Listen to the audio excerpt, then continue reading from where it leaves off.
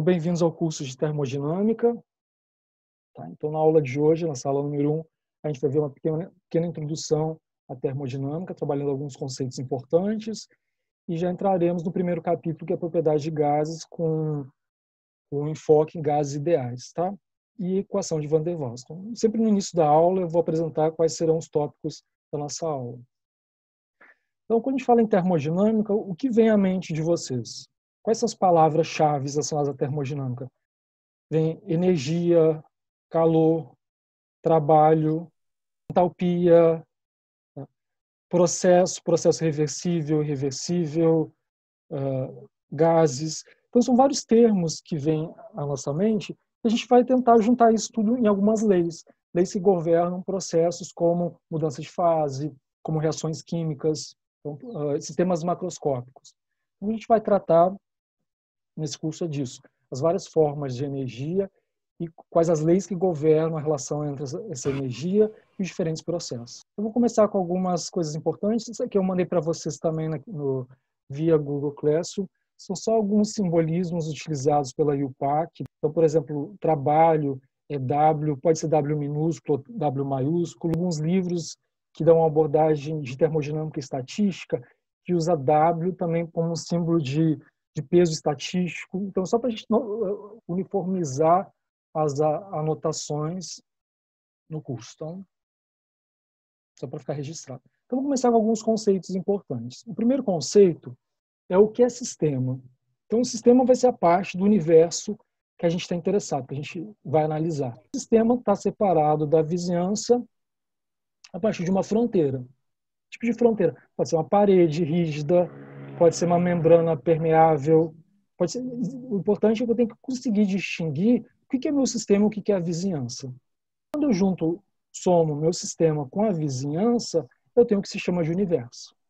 Então, a gente vai separar o meu sistema em 3 grandes grupos. Se o meu sistema é aberto, se ele é fechado ou se ele é isolado. Quando o meu sistema é aberto, então, por exemplo, esse tubo aqui com certo líquido. Eu posso aquecer esse tubo, o material interno vai começar a aumentar de temperatura, então estou trocando energia entre a vizinhança está fornecendo energia para o meu sistema, tá? E eventualmente, depois de uma certa temperatura, pode começar a evaporar e perder matéria. Então, estou trocando tanto energia quanto matéria com a vizinhança, porque a gente tem um sistema aberto, tá? Que é o mais complicado para estudar sob o ponto de vista termodinâmico, que está mudando a composição do sistema ao longo do processo, tá? Depois nós temos um sistema fechado. Ele está fechado, ele não perde matéria, mas ele pode trocar energia com a vizinhança. Então, eu posso aquecer esse sistema, posso esfriar esse sistema, tá?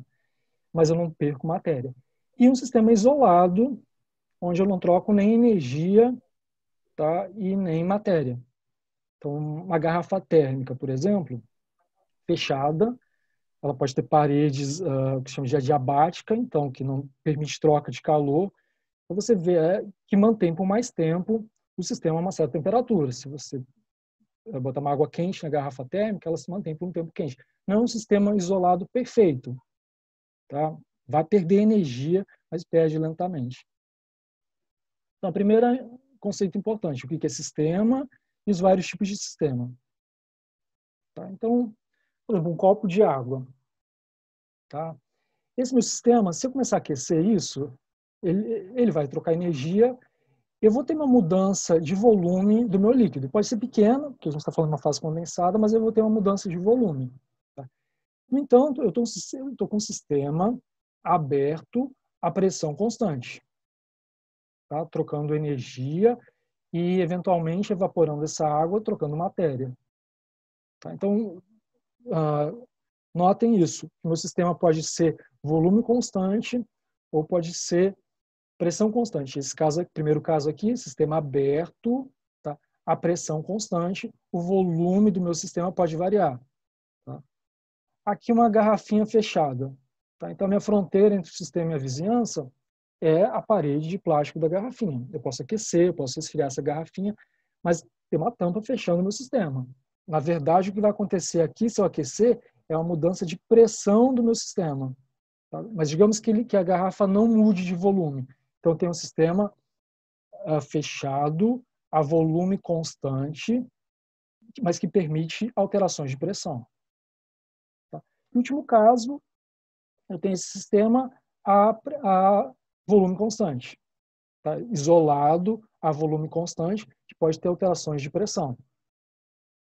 Tá? Se acontecer alguma reação química aqui dentro, essa reação química pode mudar a pressão interna dentro dessa garrafinha. Para quem já usou panela de pressão, tá? Vocês sabem que no início você vai aquecendo, chega a uma certa... então a pressão vai começar a aumentar, a água vai começar a evaporar, tá? A água, vapor vai ocupar, vai ter uma pressão maior do que a água líquida, então vai chegar a um certo ponto que vai deslocar a válvula da panela de pressão. Tá? Aí vai começar a liberar vapor. Então, esse vapor, ele fazia parte, ele era matéria do meu sistema, que está passando para a vizinhança. Então, você está perdendo matéria do sistema para a vizinhança e, ao mesmo tempo, você está trocando energia do sistema e a vizinhança. No caso, a energia está vindo da vizinhança, tá? A vizinhança está dando energia na forma de calor para o meu sistema. Então, esse é um processo que você tem, ele é um bom exemplo, que mostra bem claro o que é constante aqui. Você tem volume constante. Tá? Sistema aberto, volume constante, que você pode, eventualmente, durante um período, ter pressão constante. Qual período? Aquele período que está saindo matéria pela válvula e, ao mesmo tempo, você está aquecendo. Variáveis do sistema, pressão, temperatura, volume e as relações entre o sistema e a vizinhança, de troca de energia e de troca de matéria. A gente vai começar com o sistema mais simples, sistemas fechados, sem mudança de composição. Tá? Na verdade, a gente vai começar com um gás ocupando um certo volume, uma certa pressão, uma certa temperatura. Então, a gente quer entender a relação entre as propriedades desse gás. Tá? As propriedades que eu falei, então, temperatura, pressão, densidade ou volume molar. Tá? A gente vai dividir essas propriedades em dois grupos, extensivas e intensivas. Então, propriedades intensivas são aquelas que não dependem da massa do sistema. Tá? Então, não dependem da quantidade de matéria. Então, densidade, por exemplo. Se eu pegar 1 ml de água, vou pegar 1 litro de água, a mesma temperatura e mesma pressão, a densidade vai ser a mesma. Então, não importa o tamanho do sistema. Tá? Mesma coisa, temperatura, pressão.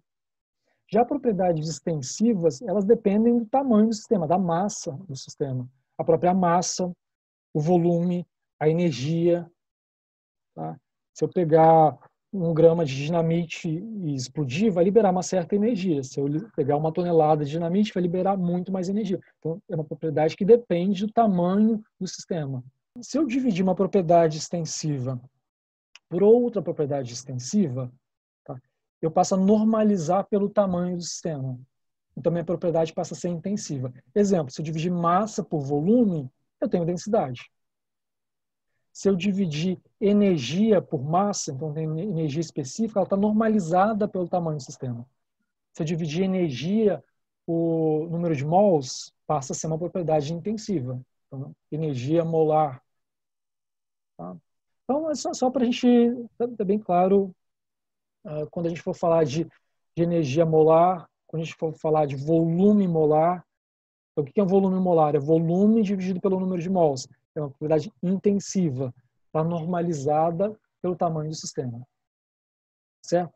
Bom, então vamos começar a analisar a relação entre essas propriedades no que se chama de estado termodinâmico do sistema. Então, ele vai ser descrito por um conjunto de variáveis que vão descrever as condições do sistema. Então, eu quero saber, por exemplo, aqui, ó, o que é meu sistema aqui? Tá? Meu sistema aqui é um gás. Tá? Existe um pistão, então esse pistão ele é móvel, ele pode se deslocar em qualquer sentido. Ele é móvel e, dessa forma, ele mantém a pressão interna e externa igualada, a todo momento. Então, por exemplo, aumentar a pressão externa, meu pistão se desloca e comprime meu gás. Já se eu aquecer o meu gás se expande, então ele aumenta de volume e esse pistão se desloca. Então, o meu sistema é essa parte aqui. tá? A parte interna do pistão e as paredes do recipiente que contém o gás. Então, perguntas bem simples. Se eu aquecer e tiver uma variação de volume, então esse processo ele é aberto, isolado ou fechado? Esse processo, não, desculpe, esse sistema. Fechado? Ele é fechado. Por Fechado. quê? Porque eu não permito a troca de matéria, mas permito a troca de energia. Tá? Então, é um sistema fechado. Ele é pressão constante ou volume constante? Pressão constante. Pressão constante. Esse pistão, então, ele faz com que a pressão externa e interna seja sempre a mesma. Tá? Então, eu quero descrever o estado do meu sistema a partir desses parâmetros. Isso vai ser descrito por uma equação de estado. Então, essa equação de estado vai me dar uma relação a, se aumentar a temperatura, quanto que vai aumentar o volume do sistema? Se eu dobrar a temperatura, meu volume dobra? Ou se for a volume constante? Se eu aquecer um sistema a volume constante, ele aumenta a pressão. Mas o quanto que ele aumenta a pressão? Então, a relação entre essas propriedades, entre essas variáveis, tá, vão descrever o estado termodinâmico do meu sistema. Isso vai ser dado através de uma equação de estado. A relação entre volume, temperatura, pressão, número de mols, então, a quantidade de matéria que está aqui. Quando eu altero o volume, então estou pressurizando o meu sistema, ou estou aquecendo o meu sistema e estou alterando o volume. O que eu estou modificando é a distância entre as moléculas ou átomos que compõem o meu sistema. Então, se eu tiver um sistema com volume grande, vamos imaginar um volume tendendo ao infinito, então as moléculas estão a uma distância muito grande. Então, essa molécula ela vai se movimentar de forma totalmente independente dessa molécula. Tá? Ela não sente a presença uma da outra. À medida que eu vou diminuindo o volume, tá? Então, eu posso fazendo isso aumentando pressão, as moléculas estão se aproximando. Tá? Então, elas estão se aproximando, tem uma distância R. Então, o campo elétrico dessa molécula vai começar a deformar o campo elétrico dessa molécula. Elas vão começar a se perturbar. E vai começar a sentir atração. Então, vai começar a chegar a uma certa distância, onde a atração é máxima. Tá? E se você aproximar mais do que essa distância, começa a ter sobreposição desses orbitais, começa a ter repulsão núcleo-núcleo e passa a ter repulsão. Isso vai ser descrito por um gráfico de energia potencial como esse. Então, ó, é energia, tá, potencial está relacionado com a posição das moléculas no espaço. Então, se a distância vai aumentando, essa energia relacionada a essa interação vai tendendo a zero. Ou seja, as moléculas não estão interagindo. Tá? À medida que o R vai caindo, as moléculas estão se aproximando, essa energia, esse potencial de interação, ele vai caindo até atingir um mínimo. Tá? Então, geralmente, isso aqui é uma situação, uma distância intermolecular associada a uma energia potencial mínima. Se eu continuar aproximando, essa energia vai ficando menos negativa, tá? Até ela inverter esse sinal. Em um certo ponto, ó, como está aqui, a aproximação passa um certo limite e começa a ter repulsão. Então, a repulsão é a repulsão entre o núcleo de uma molécula, de um átomo e o núcleo de outro átomo. Isso faz com que a energia aumente. Então, você passa a ter e aumenta de forma brusca, tá vendo? As moléculas não querem nessa situação de energia aumentando. Então, por que eu estou falando isso? Porque à medida que eu for alterando a pressão e, consequentemente, alterar o volume do meu sistema, eu vou modificar isso. Eu vou modificar as forças atrativas e repulsivas entre as moléculas ou átomos que compõem o meu sistema. E isso vai interferir nessas propriedades que a gente acabou de discutir. Quais propriedades? Temperatura, volume, pressão. Tá? Por exemplo, estou falando de um gás, né? Então, se eu começar a pressurizar o gás e as moléculas ficarem muito próximas, e eu chegar na situação que cai neste poço de potencial, tá? Então eu estou favorecendo, eu estou aproximando e favorecendo força atrativa. O que pode acontecer com o gás? Ele pode condensar. E agora, se eu continuar pressurizando o meu gás, eu vou estar pressurizando uma mistura de gás mais líquido que está se formando. Ele vai responder de forma completamente diferente. Eu vou, na verdade, se eu continuar pressurizando, dependendo da temperatura, eu vou começar a estimular a conversão do gás a líquido. Tá? Até chegar a um ponto que eu tenho só líquido, e se eu pressurizar o líquido, agora eu vou ter uma resistência grande à deformação, à variação de volume. O importante nesse momento, que eu quero que vocês entendam, é que a alteração de volume altera a distância intermolecular e, consequentemente, as forças atrativas e repulsivas. E isso muda o comportamento do gás. Isso muda a equação de estado que vai descrever a relação entre essas propriedades, volume, temperatura, pressão em número de mols. Então a gente vai partir, como eu falei, a gente vai partir de uma situação simples, de um gás. Agora o gás numa situação ideal, ou seja, o gás ele não está sofrendo nenhuma força atrativa. Quando que eu tenho isso? Quando eu tenho ou uma pressão muito baixa, então pressão tendendo a zero, ou um volume tendendo a infinito. Nessa situação, não tem forças atrativas, tá? E você descreve o comportamento do gás a partir de uma equação simples, que é a equação de gases ideais. PV igual a nRT.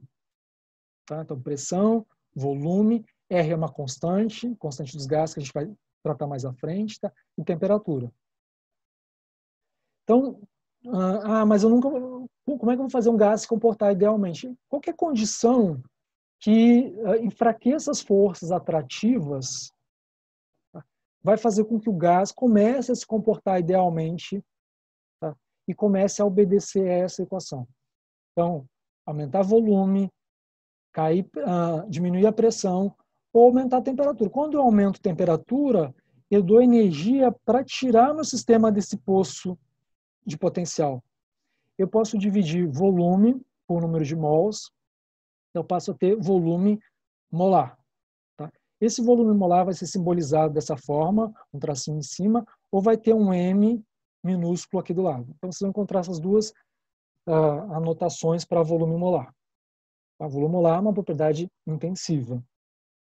Então, vamos falar um pouquinho sobre algumas propriedades. Então, temperatura. O que é temperatura? Então, a temperatura é uma grandeza física que vai medir a energia cinética média da substância. Então, tem a ver com os movimentos, tá, das moléculas do meu sistema.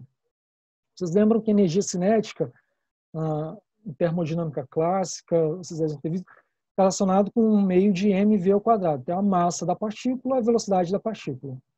Na termodinâmica estatística, tá, energia cinética é temperatura, é uma constante, que a gente vai ver mais à frente, constante Bose, um número na frente, vezes temperatura. Então, falar de energia cinética é falar de temperatura.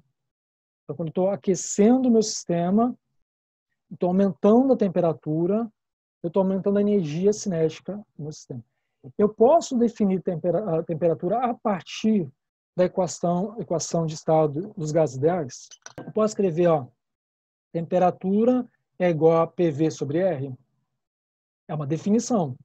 Estou dando uma expressão para a temperatura. No entanto, isso só é válido se o meu gás estiver se comportando idealmente. Se ele estiver obedecendo essa equação. Então, eu posso definir colocando uma condição. Então, temperatura é igual a PV sobre R no limite, onde a pressão tende a zero. Tá? Isso é uma definição operacional. Então, escalas para medir qual a unidade de temperatura. Então, temperatura em Kelvin, no sistema internacional, K maiúsculo, não se coloca grau na frente, é só Kelvin. Então, isso é a unidade de temperatura.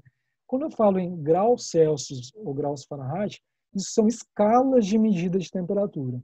Então, aqui está como converter, por exemplo, de Fahrenheit para graus Celsius, ou que a gente não vai praticamente nunca usar nesse curso, ou para converter de Kelvin para graus Celsius, que é o mais usual. O pessoal se atrapalha muito com isso, principalmente quando viaja para os Estados Unidos, que usa Fahrenheit. Então, qual é a fórmula? Como converte? Por exemplo, hoje está um dia quente, está 100 Fahrenheit. O que significa isso? Uma regra bem simples, pessoal. Desconta 30 e divide por 2. Foi definido que no ponto triplo da água, a temperatura, então, por convenção, vale 273,16 Kelvin. No ponto triplo da água, medindo em graus Celsius, eu tenho 0,01 graus Celsius, esse é o ponto triplo da água. Então, por que eu escolho esse ponto para definir essa grandeza? Porque ele ocorre numa temperatura definida, tá? E numa pressão definida. Então, em uma certa condição, quando eu tiver água presente no estado gasoso, líquido e sólido, e esses sistemas estão em equilíbrio, então você vai ter água passando do líquido para o vapor, do sólido para o vapor, do líquido para o sólido, tudo isso coexistindo. Isso é uma situação muito particular e ocorre numa certa pressão, numa certa temperatura. Então, pressão, unidade de pressão, sistema internacional é Pascal, então Newton por metro quadrado. Quando a gente falar de pressão padrão, vai ser 1 bar. Uma atm e 1 bar é muito próximo. Tá? Uma atmosfera é 1,01325 bar, é muito próximo. Então, na maioria dos casos, usar bar, usar atm, não vai mudar muito o cálculo. Tá? Mas só para deixar bem claro, pressão padrão, 1 bar, pressão no sistema internacional é Pascal, Newton por metro quadrado. Vou começar aqui a analisar alguns gráficos. Então, vocês vão ver nos slides que eu coloco várias vezes o livro, principalmente nesses primeiros slides, depois eu parei de fazer isso. Eu coloco o livro e coloco a página no PDF, de tal forma que quando você abrir o PDF, você escreve lá em cima, a página já abre direto, e a página no livro. Então, aqui é um gráfico de volume molar versus temperatura. Tá? Isso aqui é para argônio. Então, vejam, se eu botar uma... se ele obedece à equação de gases ideais, então tem o PV, tá? RT, vou botar PV molar, vai ficar um M grande. Tá? Então, qual é a minha relação entre volume molar e temperatura? É direto, aumentando uma, aumenta a outra. Tá? O R é uma constante, e a constante de proporcionalidade, isso daqui vai ficar 1 sobre P, tá? RT. Então, minha constante de proporcionalidade é o inverso da temperatura, inverso da pressão. Quanto maior a pressão, menor a declividade. Então, vamos começar a analisar coisas bem simples. Nessa situação, à medida que a temperatura tende a zero, meu volume molar tende a zero. Agora, se eu fizer um gráfico de PV, onde o volume aqui é molar, então P volume molar, versus temperatura, e fizer isso para diferentes gases. Quanto que vale PV? Vale RT. Se minha temperatura ela é constante, estou fazendo para diferentes gases, é uma temperatura constante. Então, se minha temperatura é constante, meu R é constante, PV é igual a RT, isso é uma constante. Então, para um gás ideal, que se comporte idealmente, toda essa faixa de pressão, isso daqui vai dar um valor único. Tá? Que no caso, 22,414 litros por vezes ATM. Tá? Se meu gás não é ideal, ele vai se comportar de forma diferente disso. Tá? Então, ele tem um gás aqui. Ó, esse gás está bem longe da idealidade, está variando, mas à medida que a pressão tende a zero, ele tende ao comportamento ideal e assume o mesmo valor. Tá? Então, todos os gases se comportam idealmente à medida que a pressão tende a zero. Tá? Nessa situação, o produto PV tem um único valor. Isso nessa temperatura. Então, a gente pode utilizar isso para determinar o R. Veja, ó, PV é R vezes temperatura. Então, quando a pressão tende a zero, meu PV tende a 22,4 litros vezes ATM. Então, sei temperatura, sei PV, substituindo eu calculo o R. Então, posso ter no sistema internacional 8,31, então vou ter Joule por mol, por Kelvin, todas as unidades do sistema internacional. Tá? Ou, que a gente também vai usar muito, 0,082, agora estou usando litro, estou usando ATM, mol, Kelvin. Vamos ver esse exemplo aqui. Esse é um exemplo interessante. Os exercícios deste curso são normalmente bem simples. Veja bem, eu estou dando um gás, tá? diz qual que é o gás, e só dá a temperatura e dá a relação entre pressão e densidade do gás. Tá? Então, você está vendo, ó, à medida que aumenta a pressão, está aumentando a densidade, ou seja, as moléculas estão ficando mais próximas. Tá? A relação entre densidade e volume molar é a inversa. Então, quando aumenta a pressão, o volume molar cai e a densidade aumenta. Então, dados esses dados, pressão e densidade, eu quero calcular, e temperatura, então você tem medido uma única temperatura, eu quero calcular a massa molecular do gás. Como que eu faço isso? Massa molecular está relacionado com volume molar. O que é volume molar? Volume molar é volume dividido por número de mols, certo? Número de mols é massa sobre massa molecular, ou massa molar. Tá? Então, se eu tenho volume, tenho massa, eu tenho densidade. Então, eu posso colocar volume molar é igual a massa molecular dividido por densidade. Então, na equação de gases ideais, eu posso substituir volume molar por essa expressão e chego a uma expressão como essa. Pressão sobre densidade, RT sobre M. Bom, então, poxa, se eu tenho pressão, se eu tenho densidade, se eu conheço R, se eu conheço temperatura, eu não posso calcular direto massa molecular? Então, por que eu tenho vários pontos aqui? Vocês concordam que para cada ponto desses, eu posso calcular isso? Mas daí vem o que da questão. Isso daqui só é válido para um gás se comportando idealmente. Então, eu tenho que impor isso. Eu tenho que impor, para calcular a massa molar usando essa expressão, eu tenho que impor o comportamento do gás. Ou seja, eu tenho que extrapolar para uma condição onde o meu gás se comporta idealmente. Tá? Qual situação é essa? Ou volume tendendo a infinito, ou seja, a densidade tendendo a zero.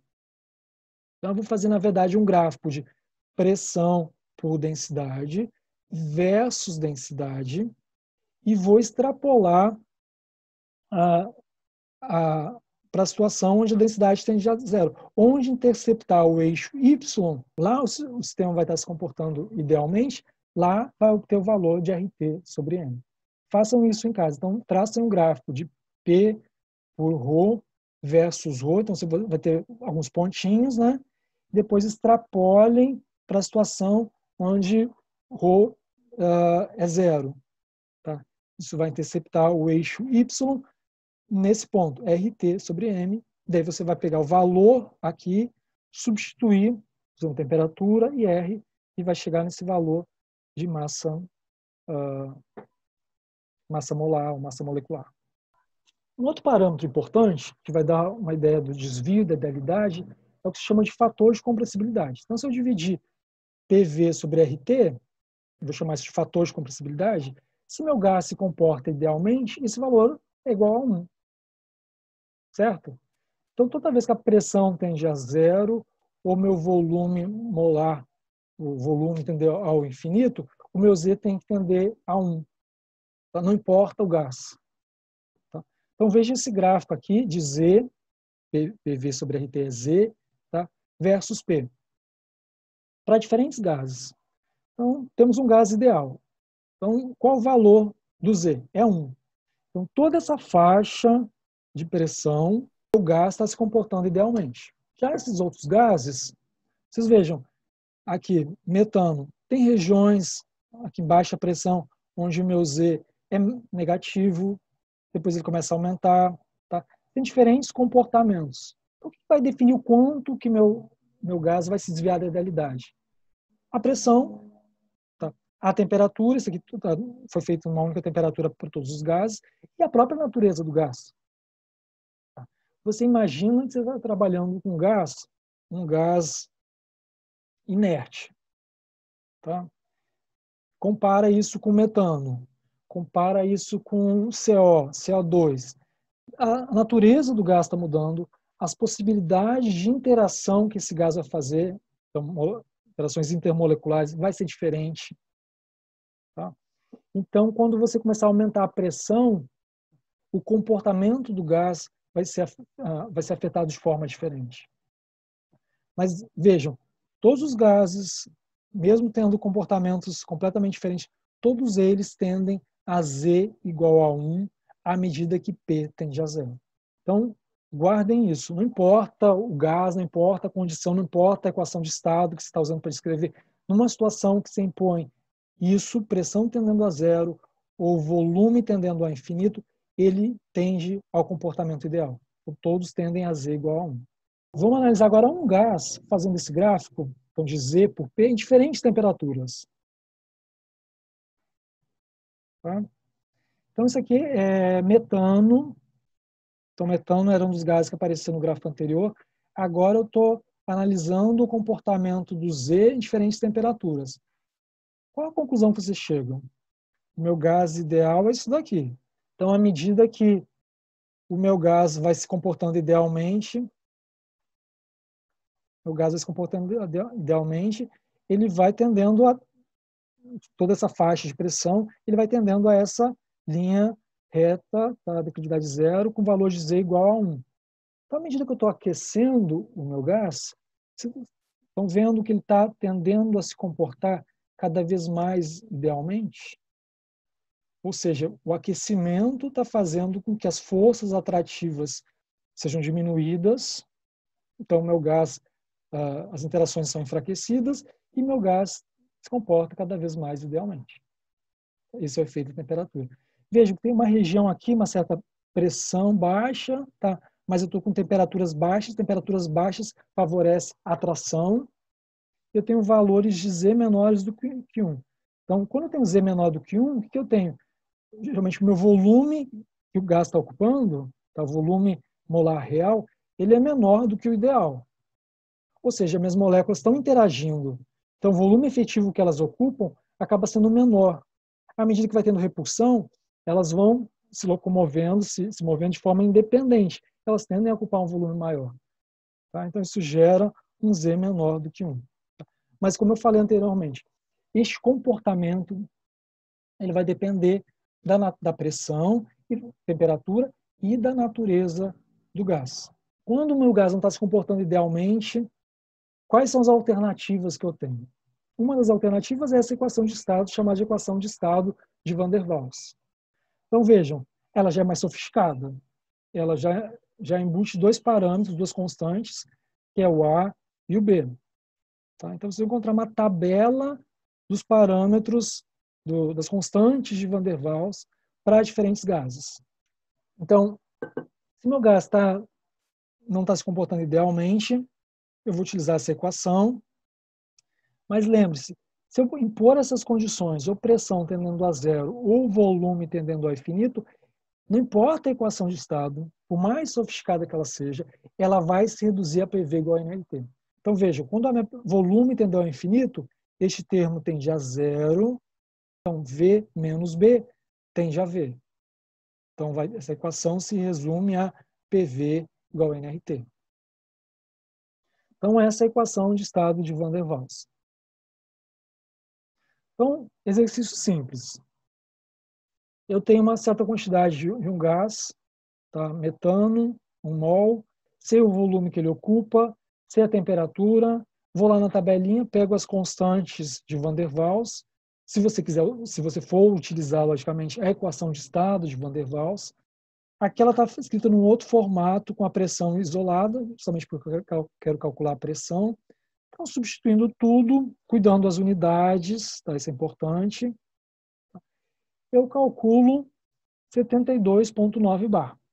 Qual que é a ideia aqui? Eu quero sempre achar um valor que corresponda à realidade, ou seja, que corresponda ao valor experimental.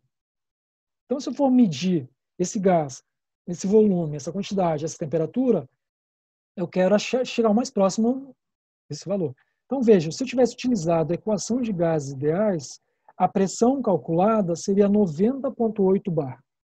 Usando Van der Waals, 72,9 bar. O experimental, que é o que eu quero conseguir calcular, 78,6 bar. O Van der Waals conseguiu calcular direitinho a pressão? Com exatidão? Não. Mas foi melhor do que a equação dos gases ideais. Se eu tivesse, por exemplo, utilizando uma temperatura maior, ou seja, uma temperatura maior vai desfavorecer as forças atrativas, meu gás vai se comportar mais idealmente. Provavelmente, esse valor chegasse mais próximo do valor experimental, assim como do próprio gás ideal. A ideia é essa, eu quero tentar calcular com a minha equação de estado o meu comportamento do gás, o comportamento dele real, experimental. Por que que mesmo usando a equação de Van der Waals ainda tem esse desvio do teórico para o experimental? Por quê? Porque essas equações de estado, elas são modelos. Eu estou estimando, entendeu? Elas não entendem completamente o comportamento do gás. A gente vai ver equações de estado melhores do que Van der Waals. A gente vai ver mais 2 ou 3 equações. Você concorda que, dependendo da temperatura, dependendo da pressão, mais difícil é entender o comportamento do gás? Como eu falei há pouco, numa situação onde você começa a ter coexistência de gás e líquido, fica mais complexo ainda. Tá? Então, a gente está com equações que tentam simplificar, então são modelos para tentar entender o comportamento do gás. Tá? Qual equação que eu vou utilizar? Não sei, vai depender. Se eu sei de antemão que meu gás tem uma pressão alta, eu não vou utilizar meu gás uma pressão alta a equação de gases ideais. Será que nessa situação, nessa pressão, nessa temperatura, Van der Waals é o suficiente? Sei. Tá? Entendi. Então, isso são modelos. Um outro exercício. Eu quero agora que vocês usem a equação de Van der Waals. Não vai acontecer na prova eu dar comportamento do gás e escolham a equação de estado para tentar chegar mais próximo do experimental. Não. Se eu fizesse isso, você pegaria a equação de estado mais sofisticada possível. Logicamente, seria mais complexo de resolver. Então, veja, usando a equação de Van der Waals, agora para calcular o volume molar. Anteriormente, a gente calculou a pressão. Agora, para calcular o volume molar do etano, então eu conheço a temperatura, conheço a pressão. Se eu for lá na tabelinha, vou pegar os parâmetros, as constantes A e B de Van der Waals para o etano, vou substituir e vou achar isso daqui. Tá? Vou achar essa expressão. Então, vou achar uma equação cúbica. E eu preciso resolver essa equação cúbica para achar o volume molar. Tá? Então, a gente tem aqui vários probleminhas que a gente tem que discutir. Uma delas é a possibilidade de achar 3 raízes. Então, não, se ele está como um gás, eu vou achar um volume molar específico do gás. Como resolver uma equação cúbica? Então, tem opções. Você pode pegar um programa de matemática, traçar o gráfico e ver aonde corta, então, um gráfico f de x por x, aonde corta aqui o f de x igual a zero. Tá? Qual que é o valor de x? Eu quero achar esse x estrela. Numa query, não sei se vocês repararam, mas antes de cada capítulo, existe um capítulo introdutório de matemática. Então, vai ter um capítulo de séries, vai ter um capítulo de derivadas parciais, um capítulo de integral. Nesse capítulo de gases, de propriedades dos gases, tem um capítulo anterior que fala de métodos numéricos para resolver equações cúbicas. Então, vai lá estar o método de Newton-Raphson. Tá? Então, está numa query, página 652. O que consiste esse método? Então, é um método iterativo. Iterativo significa que eu tenho que entrar com o valor inicial e nesse método, e ele me retorna com um novo valor. Eu pego esse novo valor e jogo de novo para a equação. Então, vamos fazer o seguinte, eu preciso de um chute inicial, não tem jeito. Então, o que é meu chute inicial? É meu x0. Então, dado o x0, eu vou ter um f de x0. Então, f de x0 vai tocar no gráfico, ele vai ter uma tangente nesse ponto que toca. Então, vou ter um x0, f de x0, vai ter uma tangente, um f' de x0, e essa tangente ela vai tocar no eixo x, no ponto x1. Então, eu entrei com x0 e obtive x1. Agora, eu repito o método. Eu entro com x1, tangente, obtenho x2. Entro com x2, vou vou fazendo várias iterações e vocês vão ver que uma hora vai convergir para este valor aqui, que é o meu x estrela. Então, vamos lá. Começando com o meu x0, que ele chama de f de x0. Então, f, meu x0, tá? Minha derivada é o quê? Essa distância aqui, né? A derivada neste ponto vai ser essa distância, que é f de xn, no caso f de x0, menos 0, dividido por essa distância, tá? Que é x0 menos x1. Então, a derivada neste ponto é essa distância dividido por esta distância. Então, qual que é meu input? É o meu xn. Meu output é meu xn mais 1. Então, isolando nessa equação meu xn mais 1, eu tenho uma fórmula como essa. Então, entrando com xn, ó, entrando com isso daqui, eu conheço f de xn, conheço f' de xn, eu obtenho este valor. Tá? Repito a interação e obtenho f de xn mais 2. Então, aqui é a nossa função. Se vocês substituírem esses dados na equação de Van der Waals, obtém essa equação cúbica, então eu igualei a zero, vou aplicar então o método de Newton-Raphson, o n mais 1 é igual ao n menos a função dividido pela derivada da função. Então aqui está substituído. Então, o que eu tenho que entrar? Eu tenho que entrar com Vn para obter Vn mais 1. Qual que é o chute inicial que eu vou utilizar de volume molar? Considerar ele ideal. Então, substituindo ele, calculando o ideal, dá 0,123. Vamos simplificar, usar 0,1. Então, eu vou botar 0,1 aqui, 0,1 aqui, aqui, e vou obter um novo valor. Então, aqui, ó, isso aqui é a interação. Então, o 0 é o primeiro chute, tá, o inicial. Então, botei 0,1. Calculo aqui o f e o f', tá, desse x0. Tá? E o output é esse valor aqui. Agora, eu vou entrar este valor na equação, tá? Vou substituir, vou calcular aqui e vou calcular aqui. Ele vai me dar qual valor? O meu x2. Vocês vejam que o meu sistema aqui estava tão próximo do ideal que depois de duas iterações, eu já calculei, já convergiu. Se eu fizesse mais uma vez, quanto que daria? 0,096. Ideal 0,123. Ideal 0,123.